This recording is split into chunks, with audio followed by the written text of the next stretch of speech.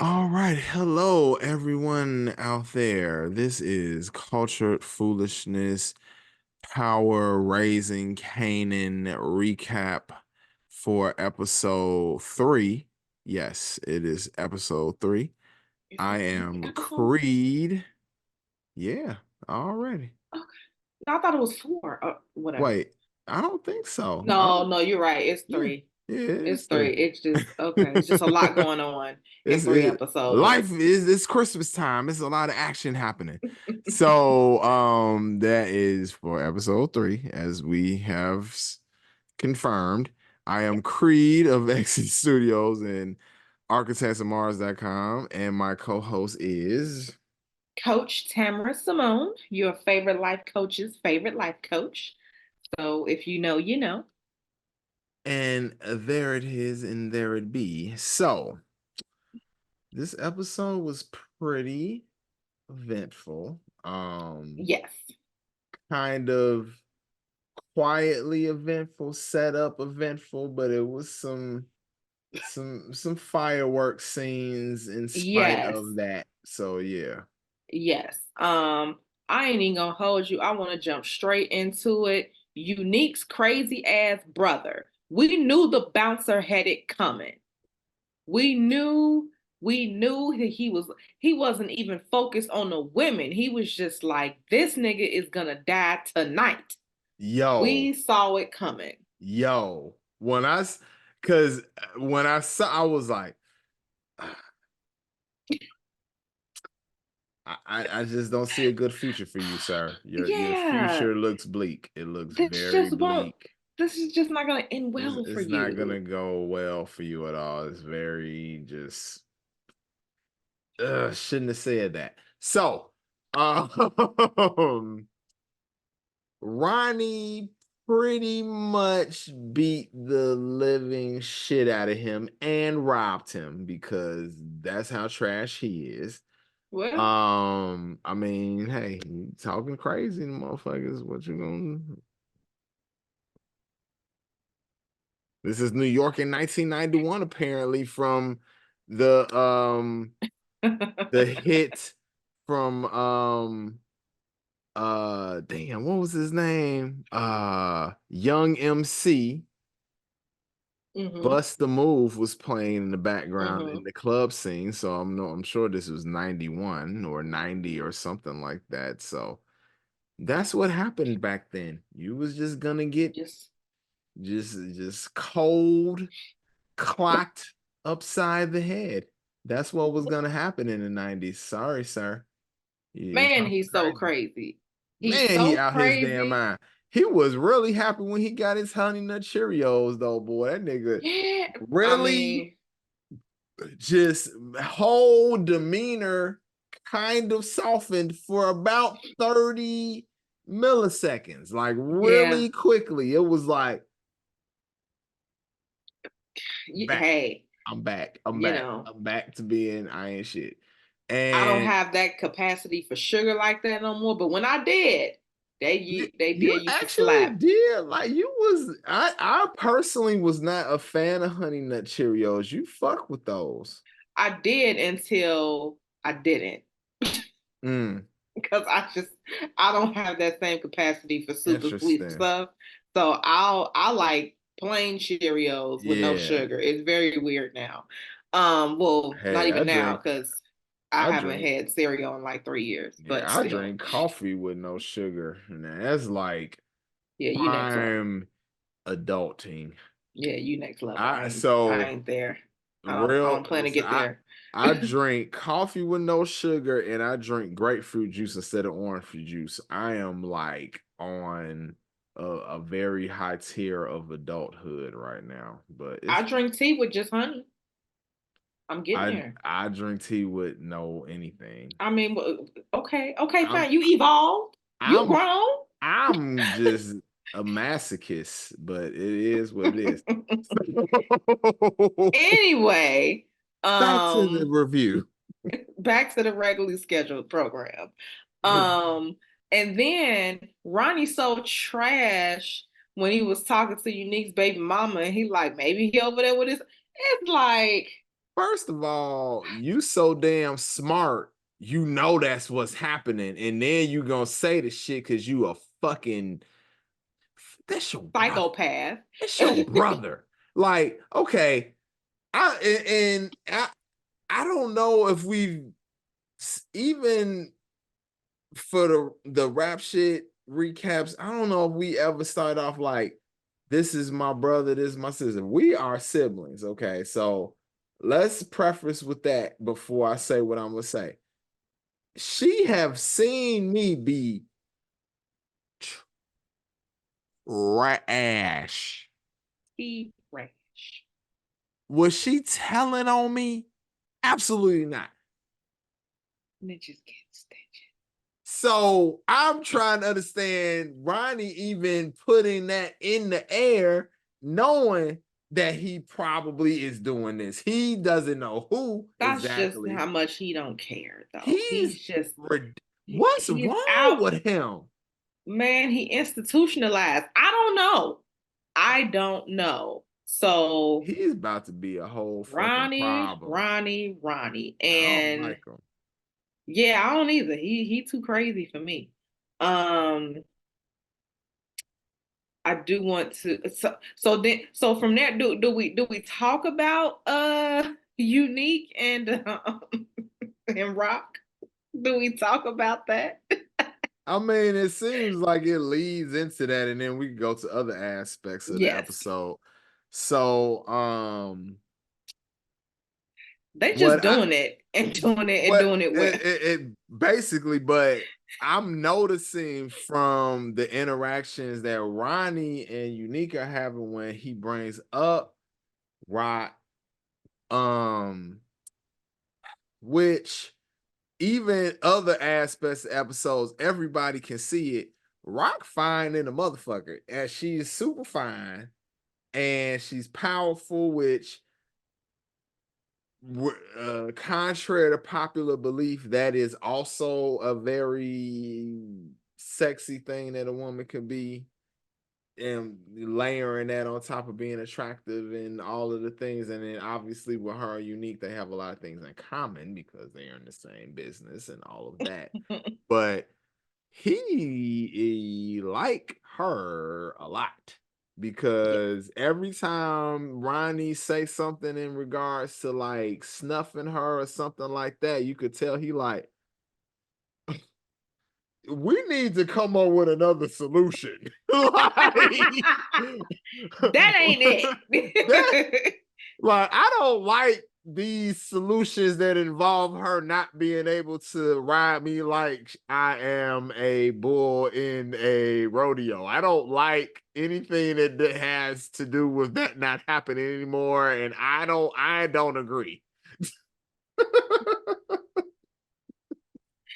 I would like to beg to differ. And So he begs to he differ. he highly. So but crazy ass Ronnie and messed around and followed him to so I mean, he's gonna put two and two together and get four.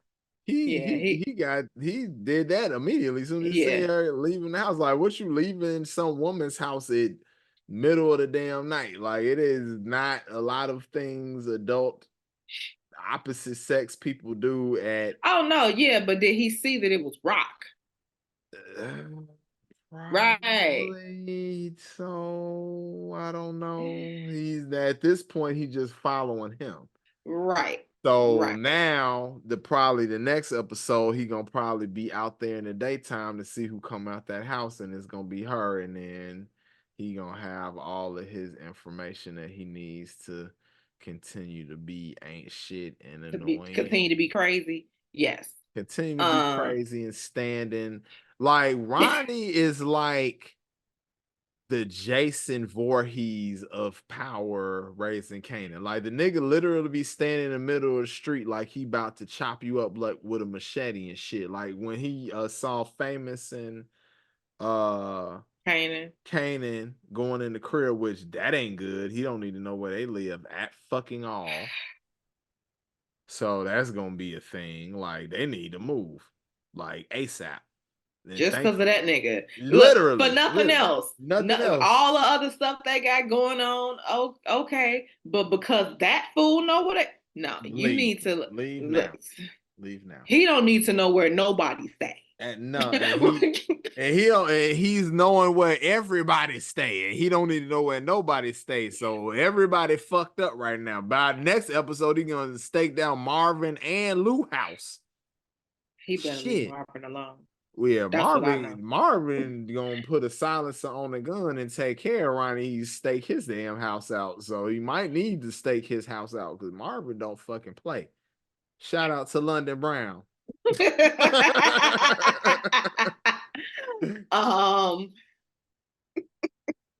You know what? Let's sit on Marvin for a second.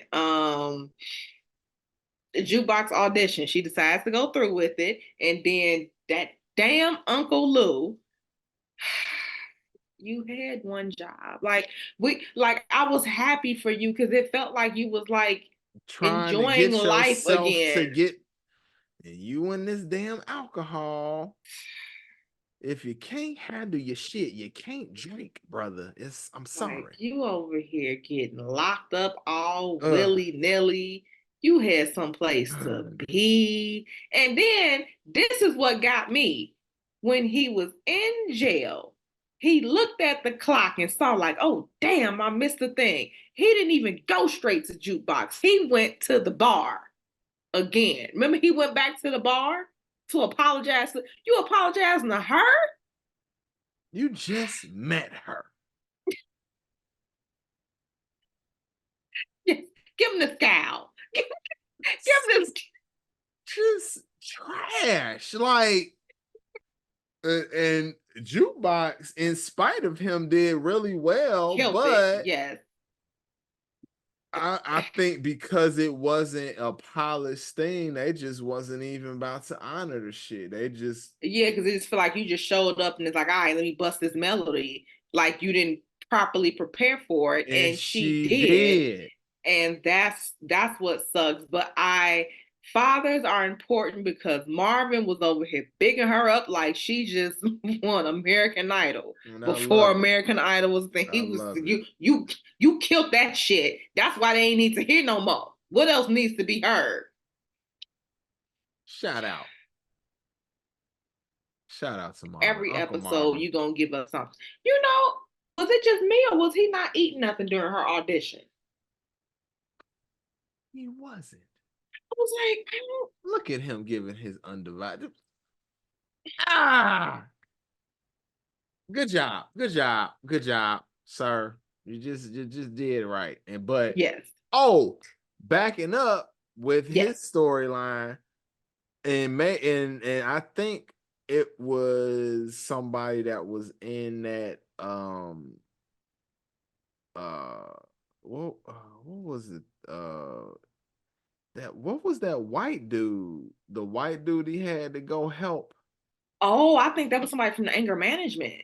I think. Yes, I could be very wrong. Okay. Okay, that's what it was, anger management. So I think it was from the anger management group, but damn, like he was really like completely fucked up. Like he couldn't even tell him where he lived. That's so horrible. Yeah.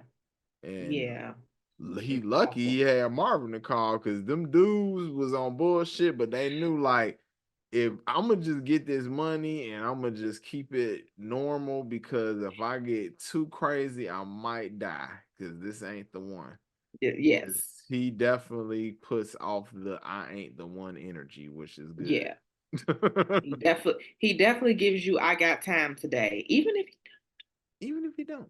Even if he's in a rush. And he really don't be having time, but he gonna make time if somebody make him have to make motherfucking time. Yes. Yes, indeed. So, yeah. Good old. Kanan and Kanan and Famous. Well, Kanan. I'm gonna say Kanan because you took the words out of my mouth. Because Famous is just a helper. There. He's just there because he can't be dependent on it all, and everybody knows it. And I'm gonna just call it right now, just because I like to look like I could tell the future. He likes to be a Because visionary on these things. I usually am. I feel like Famous is going to get killed. He gonna be up out of there. But he's probably not gonna. I don't know if it's even gonna be in this season, but eventually he's gonna be. Oh yeah, but it's gonna It's happen. gonna happen because he is going to be. Because really, the only thing that make Kanan not be what he is in the Power episodes that we got to witness is him. That's his like grounding person, kind of heart person. It makes him not be completely ruthless completely. And he's young. That's another aspect to it, but that's another. So I feel like the only thing that I'm curious about is, are they gonna kill off Famous before they introduce Tommy and Ghost? Because I feel like Tommy and Ghost probably start running with him when he probably is maybe a year or two older than where he is right now. So they're gonna come up soon. I wouldn't be surprised if Ronnie or crazy ass killed Famous.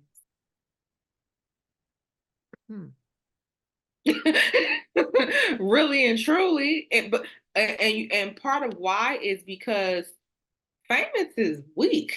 Like, I mean, he just, he comedic relief when he's being funny and not smoking squares and whatnot. But like when Raq came by and you know what I'm saying, gave him money and he was like, we ain't gotta do nothing.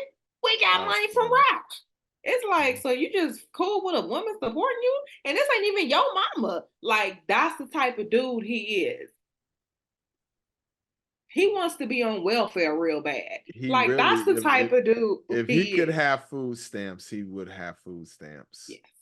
Low key, he could have. I just don't think he could figure out to go do the shit. Well, he don't like being woken up before the afternoon. Oh yeah, that's not gonna work out because you're gonna have to get up early, go to the you gotta go early, go to the aid office, and he gonna walk up in there scratching his head profusely with a square hanging out his lip.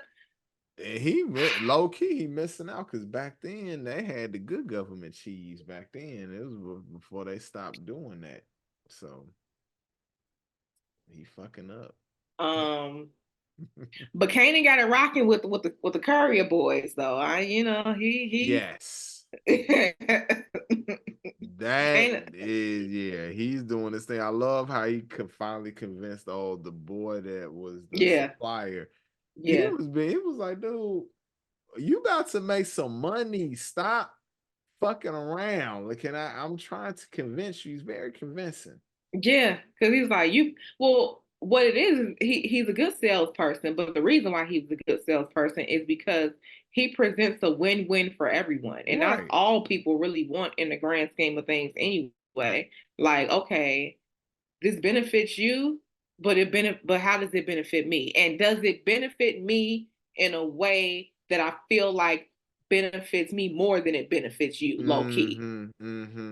So like if he gets to make more money and not have them people directly outside his crib, that's a bigger benefit than Kanan getting something because Kanan's still doing more legwork. And then, one thing that I like that they've been doing with that character, which shows more his motivation. His son is always at his house. So of course he gonna want to diminish the exposure of that bullshit to his son. And then every time Kanan over there trying to talk business, the son busting out talking about what Famous did. Which means that even the son know Famous. And shit. So and that was the first thing he was like, is Famous involved in this? Because he involved. I don't want to no part of it. It's like, yeah, he's gonna die. But anyway, he's gonna die at some point. Oh, Lord. Do you want to talk about Stefano? Oh yes, that whole sequence was really cool and funny.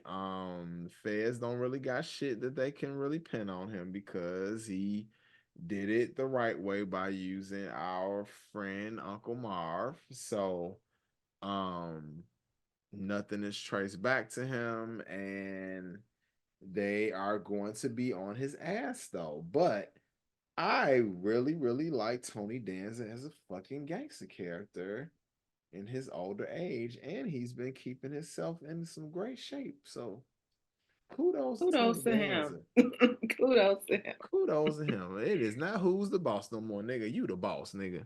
You the boss. You the boss. You the boss, Tony Danza. Shit. Oh Lord. Lord. Mm. Yeah, so good stuff. The just overall like as you've been mentioning it in prior episodes, it's been making me take a closer look. Just the attention to detail is impeccable. Yeah. The cars in the background. I was even looking when Marvin grabbed old boy's ID, and I was like, huh, they replicated what that ID looked like at that time.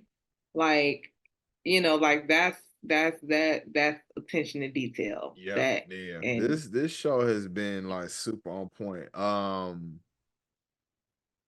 What was another part that I really oh, to? when Rock was talking to Unique about how she got all this money but it's dirty, and Mm. then when she went to the shop, And she figured out like, oh, figured out, oh, I hey, can use this to clean his money and keep yeah, my hair on point too. and I love keep it. my hair on point at the same motherfuckers. One thing I'm gonna do, have my hair laid. My hair about to be laid out here. She That's what needs to I'm have gonna do. she needs to have access to get her hair done all the time because Unique keeps sweating it out. Boy, and I ain't even mad at him. I was just like wanting to dap him through the TV. I was like, I see what you did there. I see what you did. I ain't mad at you, brother. I ain't mad at you at all. I see what you did. Thoroughly enjoying him Yeah, on this show. yeah. He's And just I murdering it. Joey badass. Like, I really hope that he can pivot and do some more acting after this or during this or whatever, Yeah, for because sure. he's awesome. Kudos to him, fellow Aquarian brother.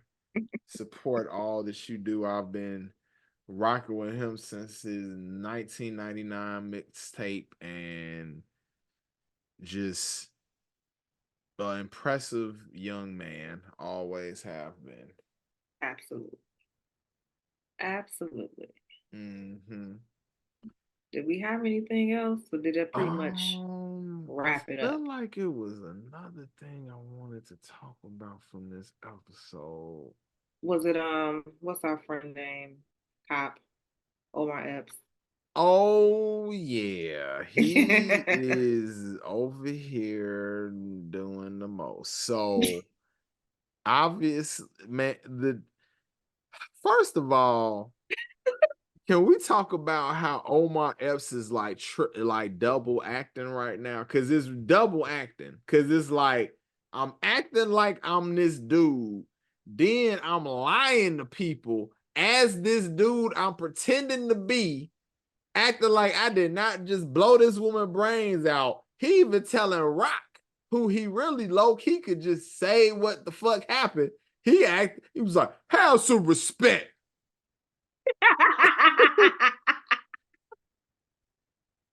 I But just lost my partner. hey, this is not So Omar Epps' first rodeo double acting yo, because he double acting in Too Deep. it's, yes, okay.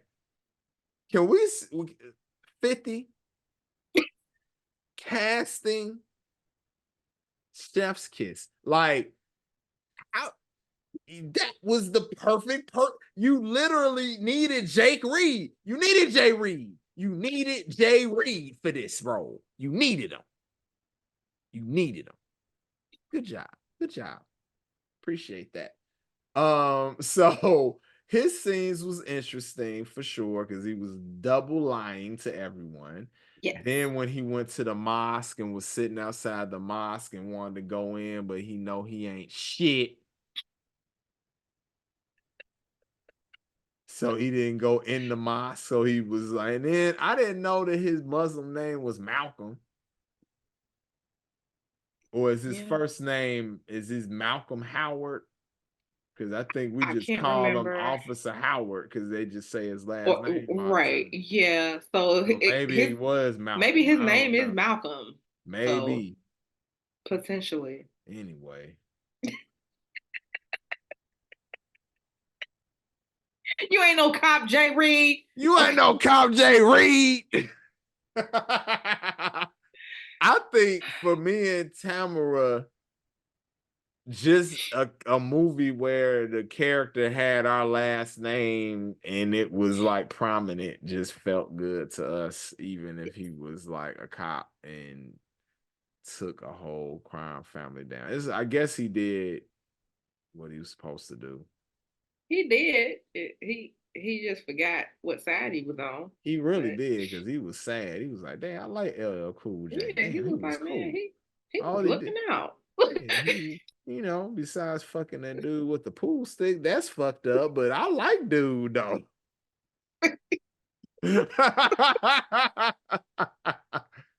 Oops. But like even LL was, I feel like LL kind of, I don't know if you remember that when he was getting arrested, he was like, all I wanted to do was be there for you, dog. And I know he was like, damn, it is all.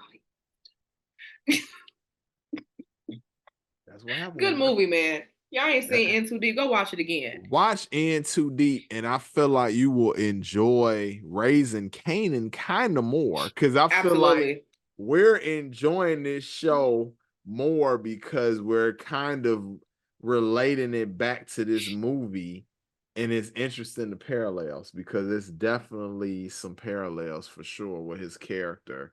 He's like an older version of that character from In Too Deep in a way.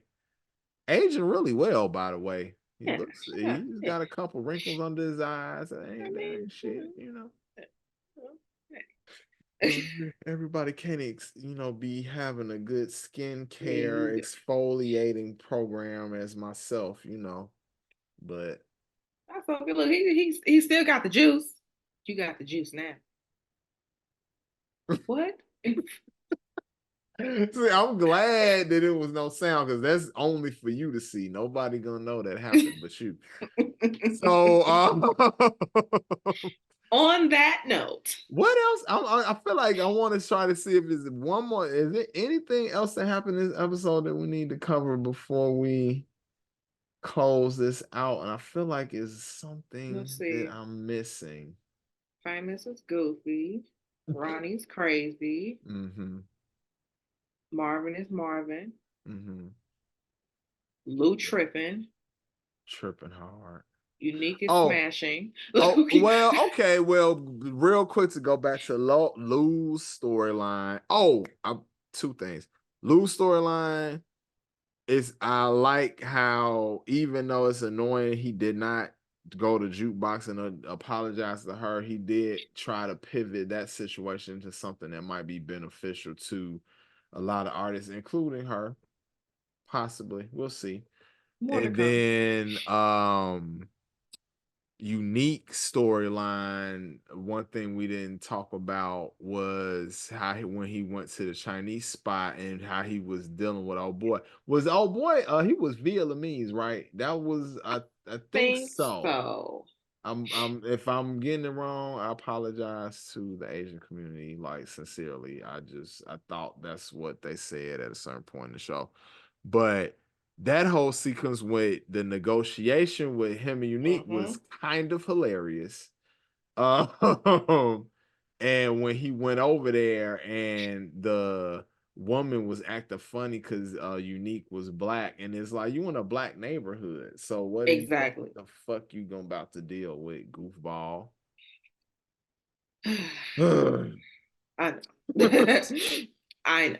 Oh, racism. Yep. Yep. I noticed. I'm not even gonna say that. We're not even gonna say that part because I've thought about something that's very polarized. I'm gonna just let it go. But uh just being real. But on that note, I feel like we hit all the key points of this episode that I wanted to and that Tamara wanted to. I hope if there's anything Yeah. that we No, need to I'm hit, we good. Okay. yeah. So that was Culture Foolishness Power Raising Kanan recap episode 3. I am Creed of Exodus Studios and architectsofmars.com, and my co-host is Coach Tamara Simone, your favorite life coach's favorite life coach. If you know, you know.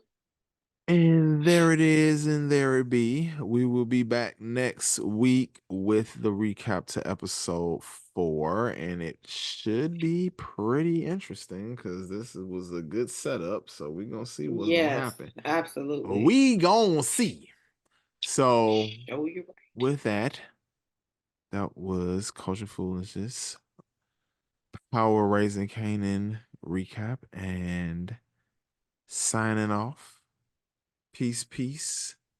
Good night, good morning, good afternoon, and all of the things. And talk to y'all later. Peace.